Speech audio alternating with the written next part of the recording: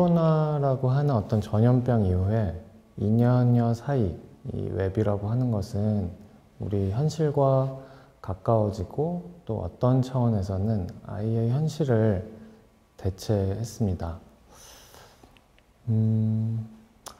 근데 그 중심에는 이 웹이라고 하는 것이 있는데 이 웹은 대건절 무엇일까요?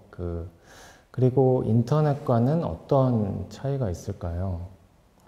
그리고 또 웹에서는 어떤 기술을 어떤 태도로 활용할 수 있을까요? 오늘은 그 이야기를 한번 해보려고 합니다.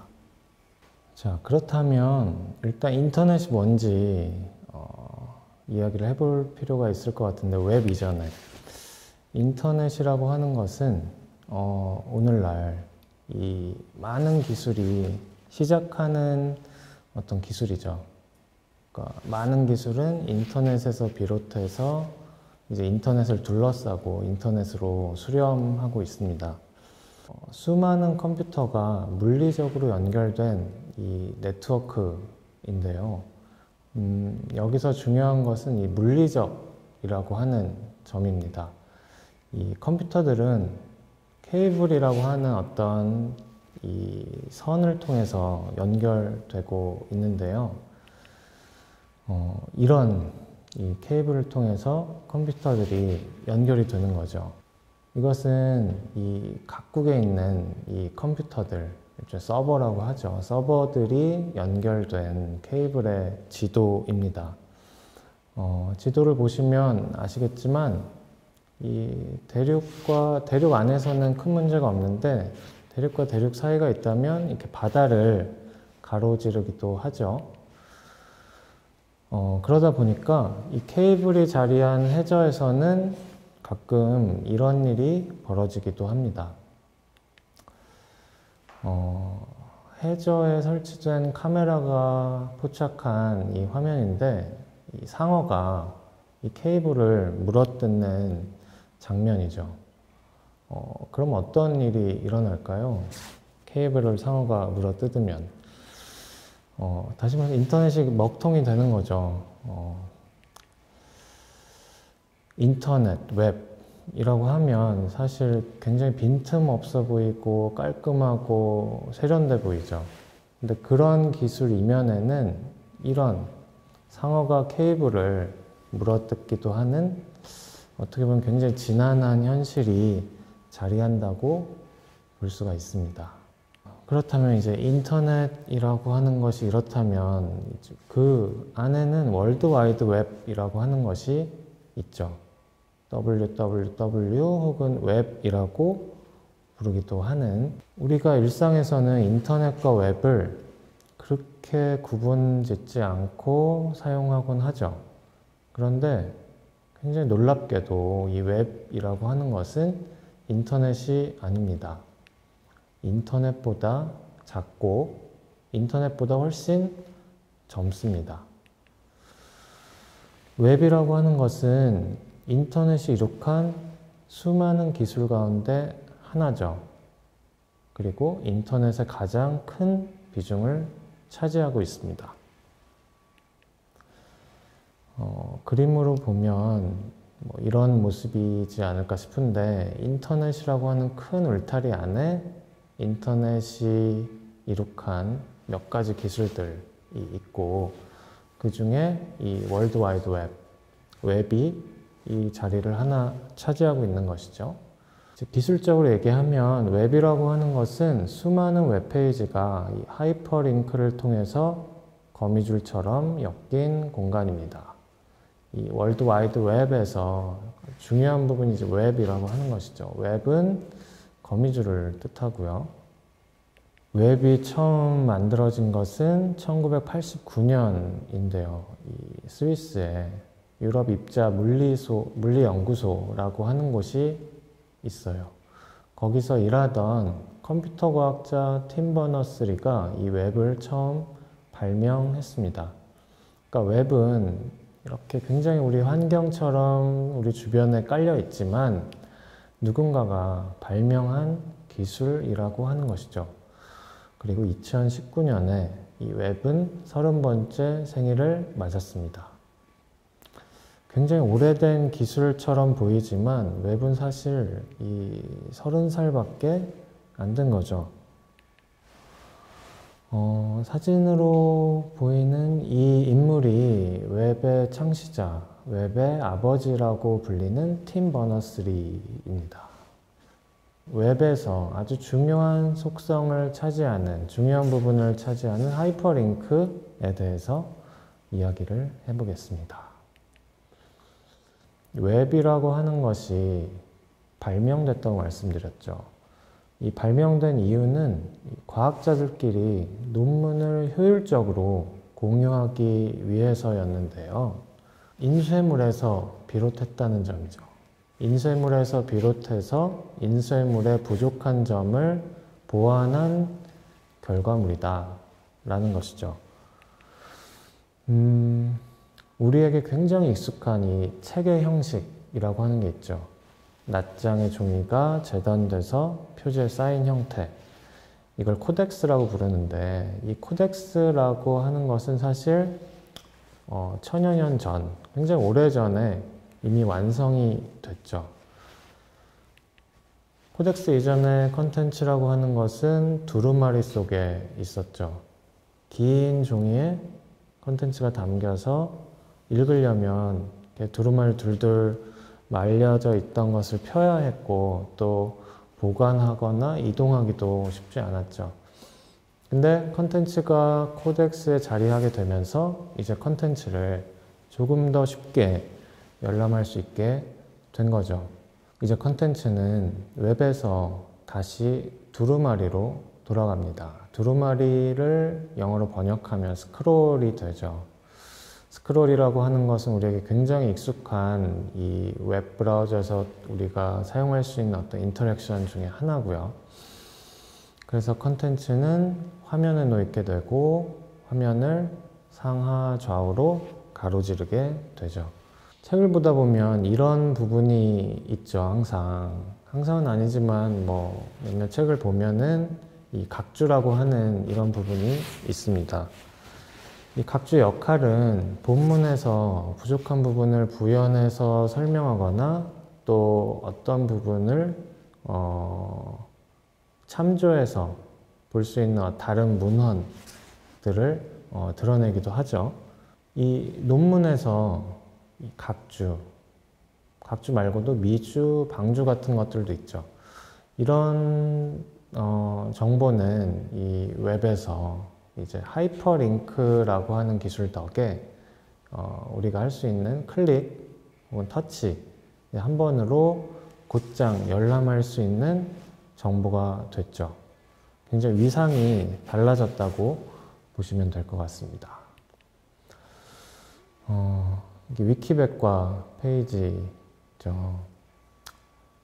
이렇게 수많은 하이퍼링크로 이루어져 있는데, 위키백과라고 하는 것은 위키백과도 사실 위키라고 하는 기술로 만들어진 어떤 서비스라고 할 수 있는데, 이런 위키백과는 하이퍼링크의 특성이 아주 잘 드러나는 보기라고 할 수 있죠. 그렇다면 웹사이트는 뭘까요? 웹사이트라고 하는 걸 너무나도 많이 사용하죠. 자, 이것은 수립문화재단의 웹사이트입니다. 수립문화재단 웹사이트는 수립문화재단 이 웹사이트로 접속할 수 있는 어떤 주소가 있고요. co.kr 뭐겠죠. 앞에서 본 스크린샷처럼 이 웹사이트라고 하는 건 대개 하나 이상의 페이지로 이루어지죠. 그런데 콘텐츠의 양상에 따라서 단 한 페이지만으로 이루어지기도 합니다. 요 화면이, 요 스크린샷이 아마 최초로 웹이라고 하는 것이 등장하면서 최초로 만들어진 웹사이트인데, 아마 팀 버너스리가 만들었겠죠? 이 웹사이트는 사실 제가 가장 좋아하는 웹사이트이기도 한데, 이 최초의 웹사이트는 30년이 지난 지금까지 처음 모습 그대로 운영되고 있습니다. 그리고 아까 웹사이트라고 하는 것은 웹페이지의 묶음이라고 말씀을 드렸는데요. 그러면 웹페이지는 뭘까요? 웹페이지라고 하는 것은 일반적으로 이 HTML이라고 하는 컴퓨터 언어로 작성된 문서입니다. 웹을 이루고 있는 가장 최소 단위라고 할 수도 있고요. 여러 가지 컨텐츠가 있죠. 이 웹을 통해서 열람할 수 있는 글, 이미지, 영상. 이런 컨텐츠들은 이제 웹페이지에 담겨서 표준 규약이라고 하는 HTTP를 통해 컴퓨터 사이를 오가게 됩니다. 그리고 또 하나, 홈페이지라고 하는 게 있죠. 역시 우리가 인터넷과 웹처럼 웹사이트와 홈페이지 이 두 가지 어휘를 일상에서는 사실 크게 구분하지 않고 사용하곤 하는데 이 둘의 차이는 사실 명확합니다. 그러니까 엄밀히 따지면 이 홈페이지라고 하는 것은 웹사이트의 가장 첫 번째 페이지를 가리키는 거죠. 이 화면에서 이곳은 수립문화재단의 웹사이트이기도 하면서 우리가 보고 있는 이 화면은 수립문화재단 웹사이트의 홈페이지라고 할 수 있는 것이죠. 앞으로 언어 생활을 하실 때 좀 참고하시면 좋을 것 같습니다. 그리고 서버와 클라이언트라고 하는 것이 이제 있는데요. 많이 들어보셨을 거예요. 특히 서버라고 하는 이 말은 평소에도 많이 사용하시거나 들어보셨을 것 같은데, 이를테면 뭐 갑자기 서버가 다운됐다 이런 얘기를 듣곤 하죠. 그럼 서버와 클라이언트는 무엇일까요? 일단 서버라고 하는 것은 이 웹사이트를 전달시키는 어떤 컴퓨터인데요. 아까 인터넷을 얘기하면서 수많은 컴퓨터가 연결된 이 네트워크라고 말씀드렸는데, 이 서버라고 하는 것은 그 컴퓨터 중에 정보를 제공하는 컴퓨터이고, 클라이언트라고 하는 것은 정보를 취하는 컴퓨터입니다. 다시 말해서 우리가 주로 사용하는 컴퓨터가 클라이언트고, 우리가 웹브라우저라고 하는 걸 통해서 이제 열람하는 이 연결되는 컴퓨터, 이를테면 어떤 구글에 있는 서버 같은 것이 바로 이 정보를 제공하는 컴퓨터, 서버인 것이죠. 이것이 바로 웹이라고 하는 것이 처음 등장하고, 또 아까 보여드렸던 최초의 웹사이트를 구동시켰던 이 최초의 서버입니다. 우리가 인터넷을 사용하는 모습은 이 식당에서 음식을 주문하는 모습과 비슷한데요. 클라이언트라고 하는 걸 한국어로 번역한다면 고객이죠. 그리고 서버라고 하는 것을 번역한다면 사실 무언가 점원, 서빙을 해주는 점원이라고 할 수 있는 거죠. 다시 말해서 우리는 클라이언트가 되고, 이를테면 식당에서 우리가 주문한 음식은 컨텐츠 혹은 정보가 되는 거죠. 그리고 음식을 주방에서 가져다 주는 점원은 서버가 되는 셈입니다. 가끔 우린 이런 화면을 마주하기도 하죠. 그럼 이게 무슨 뜻일까요? 그러니까 이런 화면은 이를테면 이 식당, 인터넷이라고 하는 식당에서 이 주방에 문제가 생겼다는 걸 뜻하는 거죠. 문제가 생겨서 음식을 가져다 줄 수 없다라고 하는 것으로 이해하시면 되겠습니다. 그리고 웹브라우저라고 하는 것이 있죠. 자, 어떤 분한테는 굉장히 익숙한 아이콘일 수도 있고, 그렇지 않은 아이콘일 수도 있는데, 이거는 맥이라고 하는 컴퓨터에서 기본으로 탑재되어 있는 웹브라우저인 사파리의 아이콘입니다. 구글 크롬, 인터넷 익스플로러 같은 것과 같은 역할을 하죠. 보통 이런 화면을 탑재하고 있는데요. 이 웹브라우저라고 하는 것은 사실 모든 컴퓨터에 기본적으로 탑재되어 있는 소프트웨어죠. 그렇기 때문에 이게 어떤 기능을 사실 하고 있는 건지 너무나도 익숙하기 때문에 사실 들여다볼 필요성을 그렇게 느끼지 못하게 되는데, 웹브라우저는 웹페이지를 열람하는 소프트웨어입니다. 어떻게 보면 모든 웹기술이 일어나는 종착지라고 할 수 있죠. 이런 냉장고에 웹브라우저가 탑재된 모델이 등장하기도 했는데, 사실 얼마나 많은 사람들이 쓸지는 모르겠어요. 이런 냉장고까지 출시되는 걸 보면 이제 웹 브라우저라고 하는 것이 얼마나 생활과 밀접한 곳에 있는지 알 수가 있죠.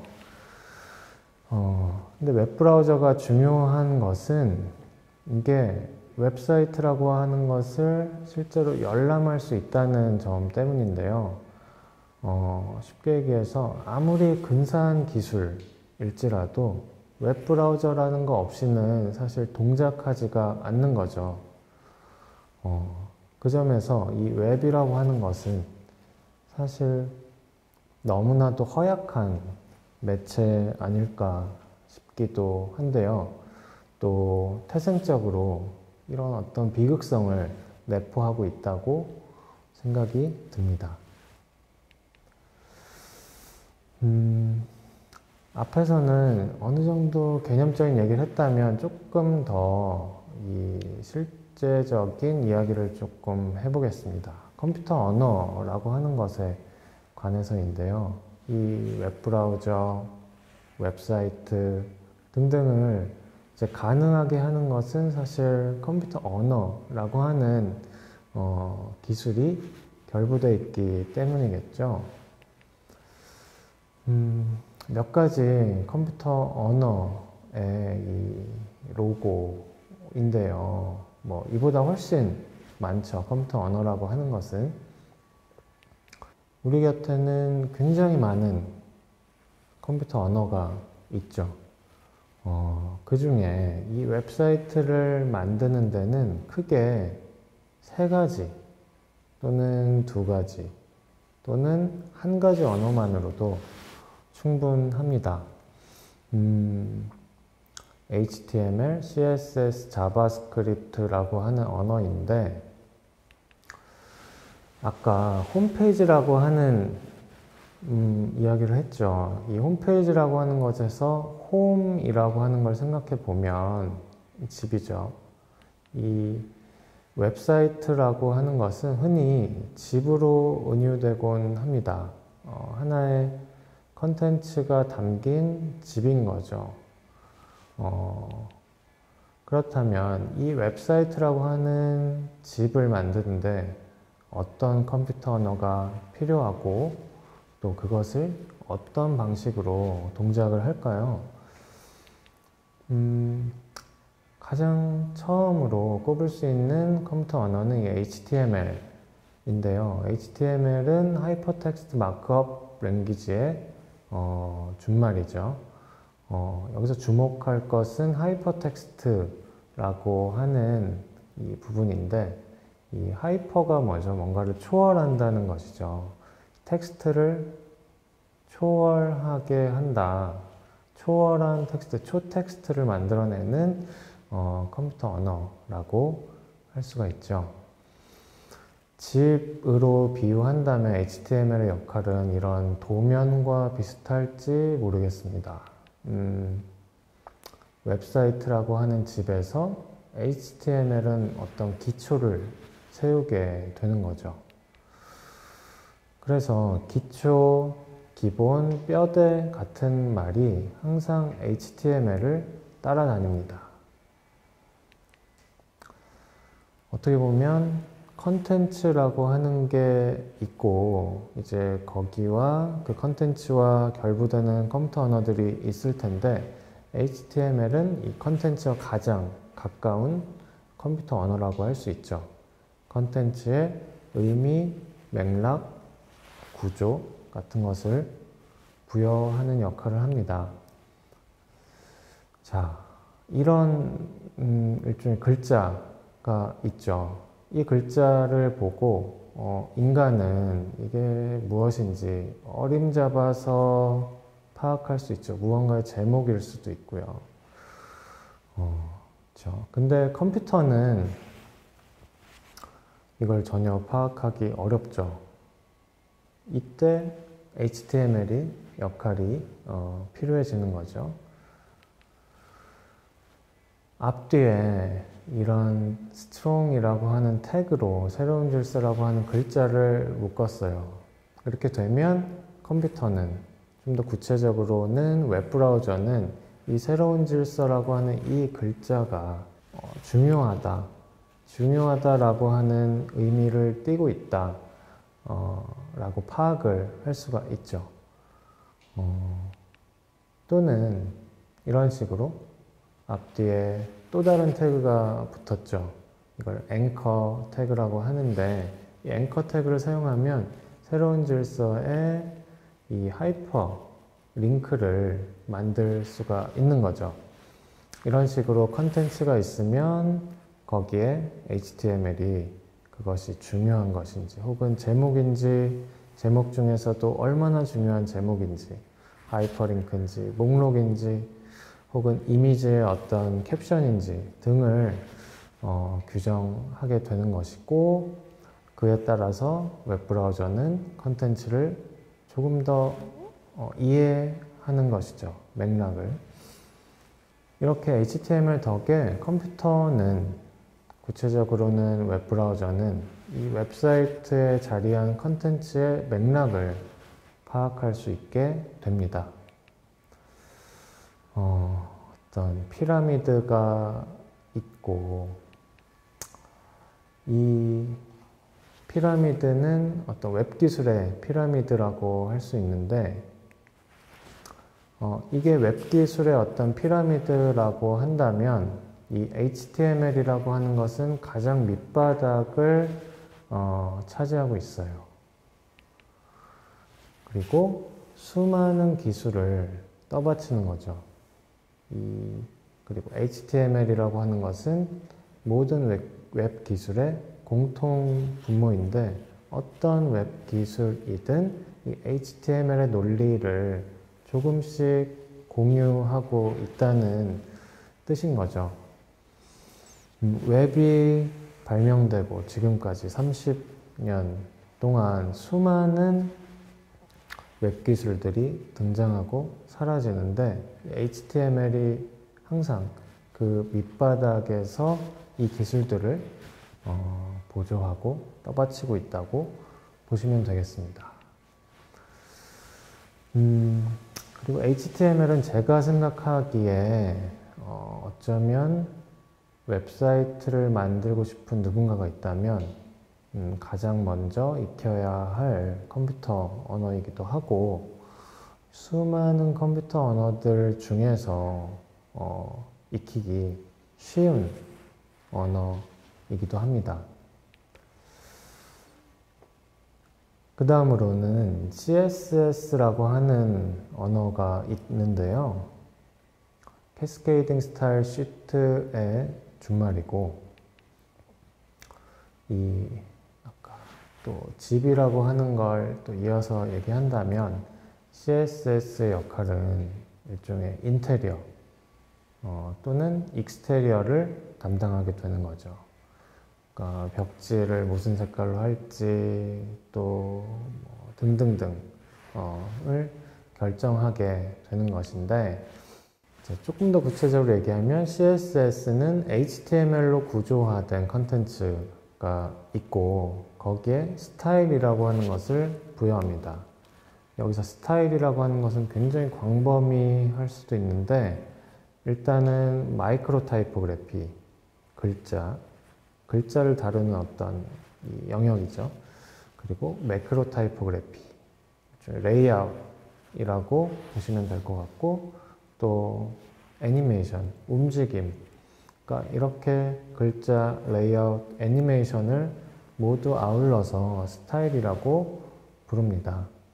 어떤 웹사이트는 이제 HTML과 CSS만으로 끝나기도 하죠. 그런데 조금 더 여기에 기능이 필요하다면 자바스크립트 같은 이제 또 다른 언어를 사용하게 되는 거죠. 다시 앞에서 봤던 이 이미지를 잠깐 본다면, 여기서 자바스크립트가 하는 역할은 이 전등이나 시계 같은 게 아닐까 싶어요. 다시 말해서 그 전까지 HTML과 CSS가 뭔가를 구조화하고 보여주는 역할을 한다면, 이 자바스크립트는 거기에 뭔가 동작하게 하는 어떤 기능을 더한다고 볼 수 있는 거죠. 전등, 시계 같은 역할을 담당하고요. 이 어떤 집에서 자바스크립트가 재밌는 점은 웹브라우저만 있으면 동작한다는 점이에요.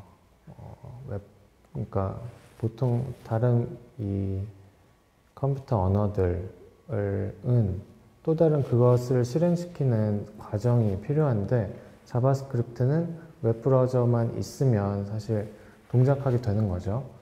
그리고 앞에서 봤던 HTML, CSS는 사실 프로그래밍 언어는 아니죠. 컴퓨터 언어이긴 하지만, 네, 자바스크립트는 프로그래밍 언어라고 할 수가 있고, 컨텐츠에 기능을 부여하는 역할을 하고 있습니다.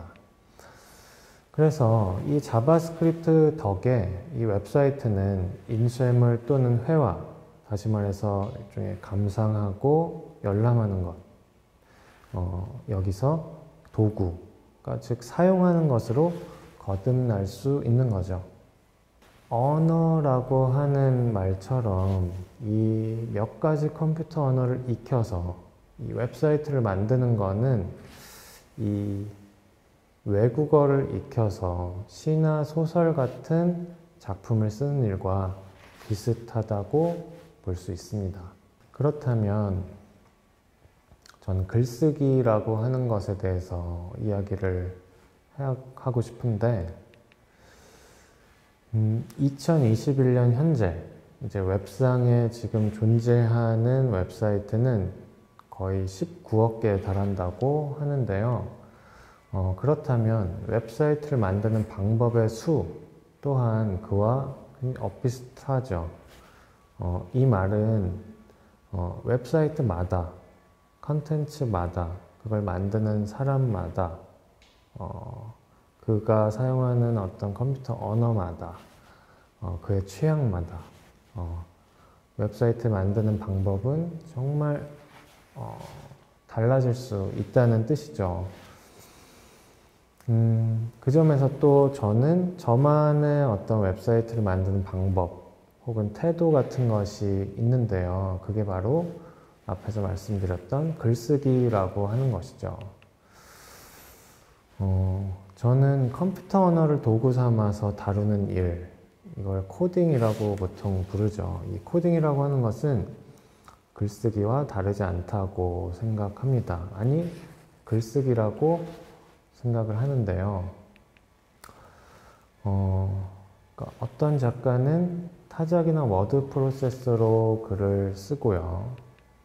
이렇게 글을 쓰기도 하지만, 저는 어떤 작가는 텍스트 에디터로 글을 쓰는 거죠.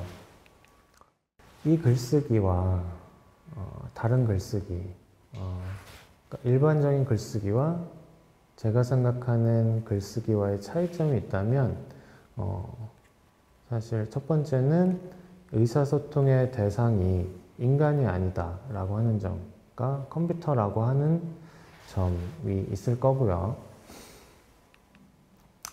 또 이 글쓰기의 결과물, 일반적인 글일 수도 있겠죠. 근데 그뿐 아니라 웹사이트, 게임, 나아가서 전혀 생각지 못한 무엇이 될 수 있다는 점입니다. 저는 이 민국 매뉴팩처링이라고 하는 회사를 운영하고 있는데, 이 회사를 운영하면서 미술 및 디자인계 안팎에서 이 작품 활동이라고 할 수 있는 것뿐만 아니라 크고 작은 웹사이트를 만들어 왔는데요. 이 중에 나아가서 수립문화재단 웹사이트까지 만들게 될지도 모르겠습니다. 근데 그냥 저는 웹사이트를 만든다, 웹사이트를 디자인한다 라고 이야기하거나 혹은 여기기보다 저는 제가 좋아하는 방식으로 글을 써왔다고 생각을 합니다. 이런 예들이 좀 있을 텐데 하나하나 구체적으로 설명드리긴 어려울 것 같고, 간단히 스크린샷을 보면서 어떤 프로젝트인지 또 어떤 누군가와 진행했던 것인지 간단히 말씀을 드리겠습니다. 이 스크린샷은 서울시립미술관 모두의 연구실 코랄이라고 하는 웹사이트고, 미술과 관련된 어떤 연구 그리고 미술 작품 등을 아카이브하는 또는 소개하는 웹진이라고 볼 수가 있죠. 다른 웹진과의 가장 큰 차이점은 사용자가 직접 이 메모를 달 수 있다는 점이죠. 그래서 어떤 아티클에서 마음에 드는 점 또는 아티클과 관련된 어떤 생각이 있다면 그 메모장을 통해서 입력을 할 수 있고, 브라우저 안에서 이제 그 데이터가 저장이 돼서 다시 웹사이트에 접속하더라도 그 메모장에 있는 내용이 그대로 유지가 되는 것이 이 세마 코랄이라고 하는 웹사이트의 특징이라고 볼 수가 있습니다. 최근에 폐막한 타이포잔치 2011 거북이와 두루미의 웹사이트인데, 이 타이포잔치라고 하는 것은 이 타이포그래피를 메인 테마로 하는 이 비엔날레죠. 디자인계에서는 굉장히 큰 행사 중에 흔하고 많은 디자이너들 또 디자인을 좋아하시는 분들이 주목하는 이 행사인데, 그 행사를 위한 웹사이트였고요.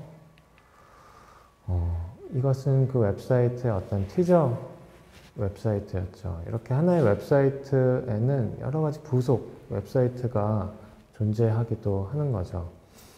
지금 스크린샷 상에서는 보기 어렵지만 터치나 커서를 웹사이트 상에서 움직이면 이 글자들이 이렇게 커서를 따라서 혹은 손가락을 따라서 움직이는 것을 보실 수가 있습니다. 이 이유는 이 타이포잔치 이번에 주제가 거북이와 두루미였고, 거북이와 두루미는 이 아주 우리나라에 존재하는 아주 가장 긴 이름이 있죠. 김수함으로 시작하는 그 이름에서 출발한 주제였기 때문에 이 커서와 손가락을 통해서 그 이름들이 따라가면 어떨까 하는 생각으로 이런 티저, 예고 웹사이트를 만들었었고요. 이것은 아트선재센터의 홈워크라고 하는 웹사이트인데, 이건 역시도 어떤 웹진의 성격을 띠죠. 이 전염병이 막 이 창궐한 시점에 이 오픈한 웹사이트이고, 아트선재센터 구성원들의 일종의 그 전염병을 견디기 위한 수행적인 웹사이트라고 할 수 있습니다. 그래서 이곳을 통해서 다른 작가들 또는 이 구성원들이 계속 마치 홈워크, 숙제를 하듯 혹은 과제를 수행하듯 글 혹은 이미지 등등의 컨텐츠를 올릴 수 있게 구성을 했고요. 이곳은 제가 그리고 이 민공 매뉴팩처링이 기생하고 있는 워크룸이라고 하는 디자인 스튜디오 겸 출판사의 웹사이트이고, 또 이 웹사이트는 최근에 역시 개막한 행사죠. 미술계 옵신 페스티벌이라고 하는 곳에 웹사이트의 가장 첫 화면이고요. 또 대한공간 루프에서 진행했던 에코페미니즘 워크숍을 위한 웹사이트가 있었고, 또 김지선이라고 하는 미술 작가분을 위한 웹사이트고요. 또 제 친구이기도 한 김리현 전용환이라고 하는 이 미술가 듀오이자 김리현 씨는 저와 동료로서 편집자로 일을 하고 계시고, 용환 씨는 또 디자이너로 일을 하고 계신데, 그 두 분을 위한 그리고 두 분의 작품을 일종의 목록처럼 정리하고 보여줄 수 있는 웹사이트고요. 이건 앞에서 잠깐 언급했던 대한공간 루프의 웹사이트죠.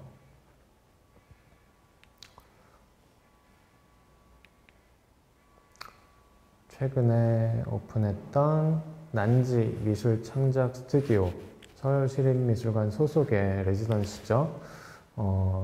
거기 입주한 작가분들의 작품을 총괄해서 갈무리해서 보여주는 일종의 마지막, 그러니까 연말에 보여주는 이 일종의 온라인 전시라고 할 수 있고요. 제목은 오프사이트였죠.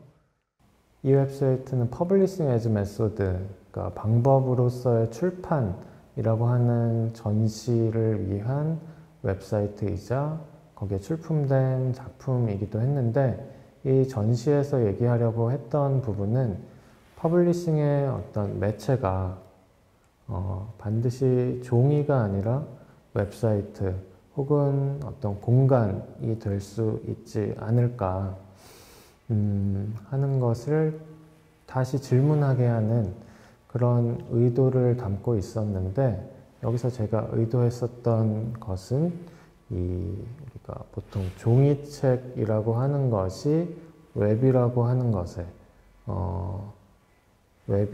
것으로 치환됐을 때 어떤 것이 가능하고 또 어떤 것이 불가능할지 한번 되묻고 싶었던 작업입니다.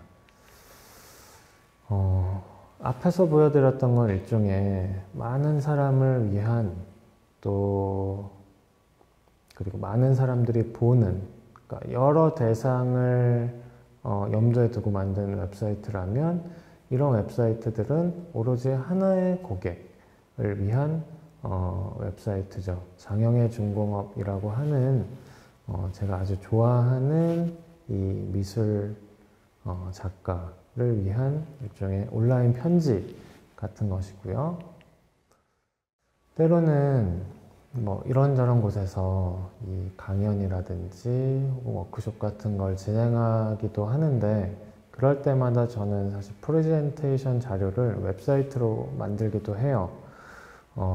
이 웹사이트는 미국에 있는 프루트풀 스쿨이라고 하는 이 학교가 있는데, 그 학교를 위해 이 학교에서 일종의 강연을 했을 때 제작했던 프레젠테이션용 웹사이트이기도 하고, 굉장히 많은 글을 썼는데 이 부분이 좀 마음에 남기도 하고, 또 이 강연할 때 다들 좋아했던 부분이기도 합니다. 번역을 한다면 웹사이트를 만드는 데는 굉장히 많은 기술이 필요하고 또 있죠. 근데 우리는 사실 모든 걸 알 수가 없고, 또 모든 걸 알 필요도 없죠. 우리에게는 사실 굉장히 할 일이 많죠. 웹사이트를 만들거나 하는 것보다. 다시 말해서 우리에게는 사실 살아가는 게 훨씬 중요하다, 이런 얘기를 한 적이 있습니다. 그리고 역행의 여행사라고 하는 곳의 웹사이트였고요. 이것은 앞서 소개해드렸던 김지선이라고 하는 미술 작가분의 프로젝트이기도 하고, 이런 웹사이트도 있고요. 문화학교 프로그램에서 또 같이 참여하시는 선생님께서 같이 참여했던 프로젝트였는데, 토끼굴이라고 하는 것이 제목이었고, 이곳은 AR, VR 같은 기술과 아주 어처구니 없는 기술을 사용해서 접목했던 웹사이트인데, 일종의 게임처럼 이 덕수궁 일원을 돌아다니는 식으로 구성이 되어 있습니다. 또 이 전염병이 막 창궐할 때쯤 굉장히 재미로 이런 웹사이트를 만들기도 했었는데, 제목이 바이러스 시뮬레이터였어요. 다시 말해서 이 바이러스 입장이 돼서 이 인간들을 색출해내는 것이죠. 일종의 텍스트 기반 게임이라고 볼 수가 있는데, 만약에 바이러스 입장에서 약한 인간을 찾아낸다면 아주 격려, 잘했다라고 하는 메시지를 출력하고, 또 어떤 힘이 좋은 강한 인간을 색출해내면 건강을 조심하라 라고 하는 메시지를 출력하죠. 민국 매니팩처링 식의 이 전염병 시대를 견디는 우리에게 어떤 향하는 인사 같은 웹사이트 아니었을까 싶은데, 이걸 만들었을 때만 하더라도 이 전염병이 이렇게까지 오래 가게 될 줄은 사실 추호도 몰랐죠. 이 밖에도 굉장히 많은 웹사이트들, 다 모두 소개해드리지 못하는 게 아쉽기도 한데, 항상 웹사이트를 만들 때마다 생각하는 바가 있어요. 웹사이트라고 하는 것은 일종의 컨텐츠를 담는 일종의 그릇 같은 것이라는 거죠. 책과 비슷한 역할을 하고 있는데, 그렇다면 어떤 그릇이 있다면 거기서 중요한 것은 그 그릇에 어떤 걸 담느냐겠죠. 컨텐츠가 훌륭하다면 기술은 기본에만 충실해도 저는 충분하다는 생각이 들어요. 그래서 민국 매니팩처링에서 일종의 구사하는 기술들은 굉장히 기본적이고, 또 어떤 굉장히 저보다 훨씬 전문가 분들이 보신다면 어처구니 없을 정도로 쉬운 방식인데, 이런 태도를 유지하는 것은 사실 컨텐츠가 기술에 선행하지 않을까 하는 이 스스로에 대한 질문 때문이기도 한 거죠. 그리고 여러 가지 작업을 할 때마다 저를 위해서 혹은 남을 위해서 작업을 할 때마다 이런 질문에 작업으로서 답을 하게 되는 것이고요. 그래서 저는 늘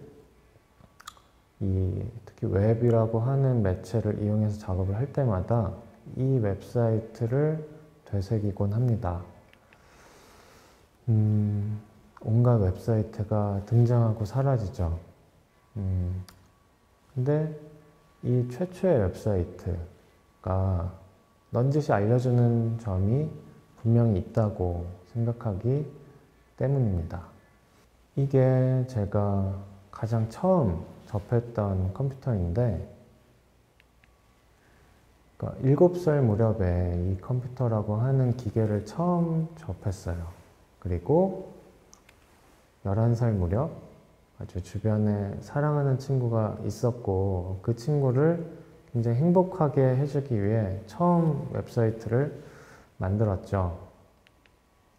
그때는 이런 야후 지오시티라고 하는 서비스가 있어서 이 웹사이트를 만들 수 있는 공간을 무료로 제공해주고 누구나 웹사이트를 만들 수 있는 그런 환경 혹은 분위기 같은 게 있었죠. 막 웹이라고 하는 것이 일반에 소개가 됐고, 그리고 이것이 얼마나 유용한지 혹은 재밌는지 누구나 이런 자기만의 웹사이트를 만드는 게 일종의 유행 같은 그런 시절이었는데요.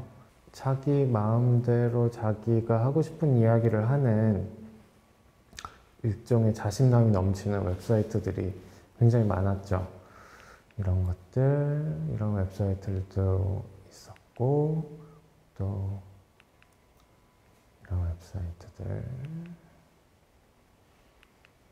또 이런 웹사이트들, 굉장히 여러 가지 웹사이트들이 있었는데, 이런 웹사이트들에서 느껴지는 것은 어떤 자신감이라고 생각을 해요.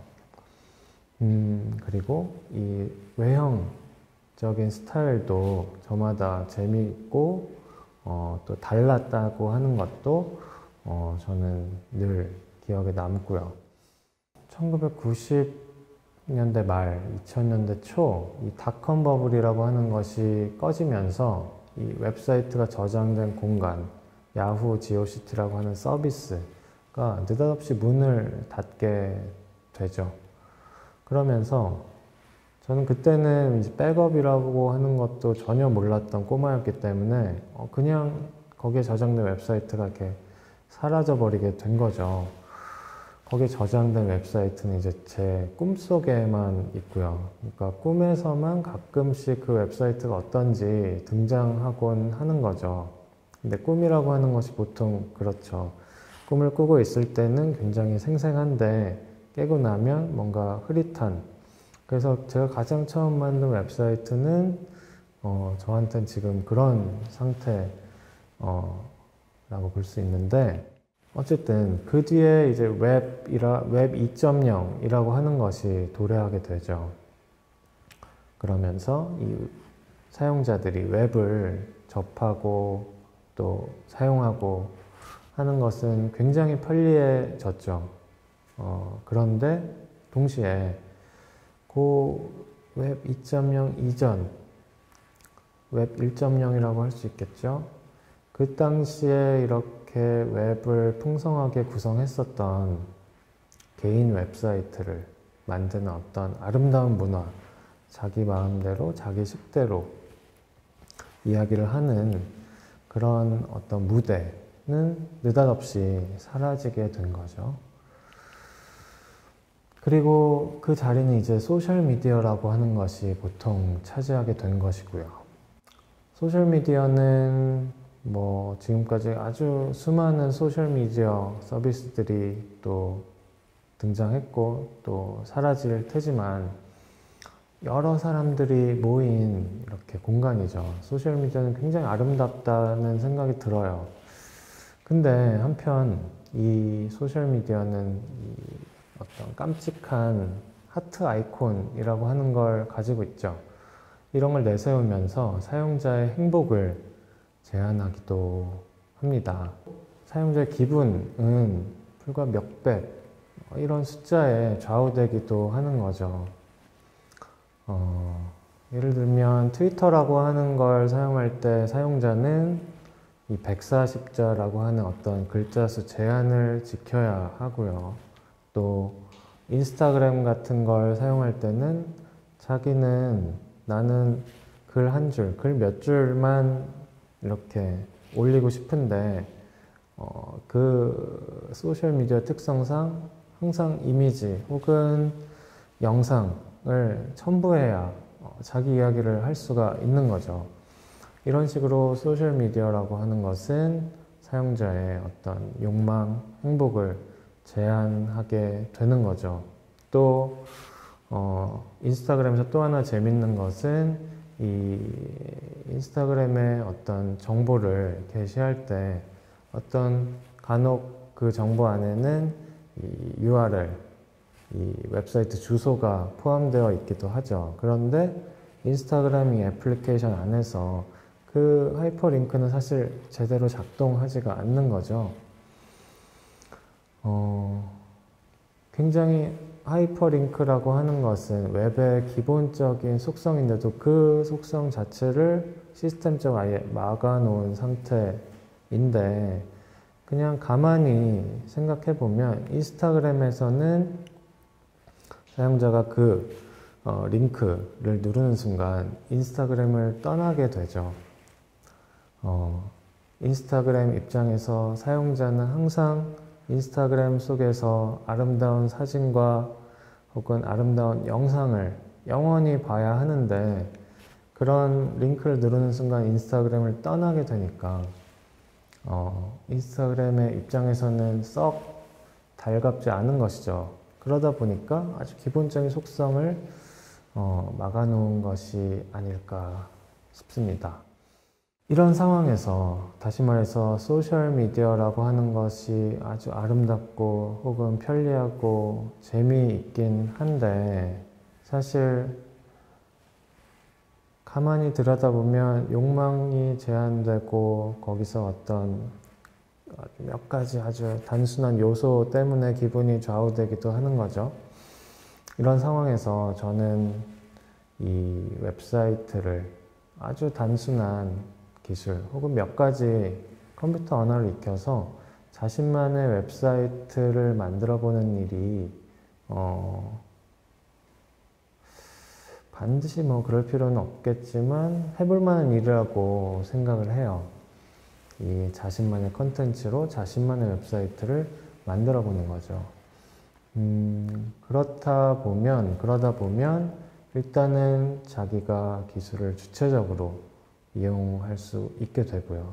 그리고 웹이라고 하는 우리에게 굉장히 친숙했던 이 기술을 조금 더 깊게 생각해 볼 수 있는 거죠. 특히 이 그 웹사이트의 어떤 이 주제가 자기 자신, 자기의 관심사, 자기가 좋아하는 것, 싫어하는 것 등등이라면 그 웹사이트를 만드는 동안 자기 자신에 관해서 좀 더 깊게 생각할 수 있게 되고,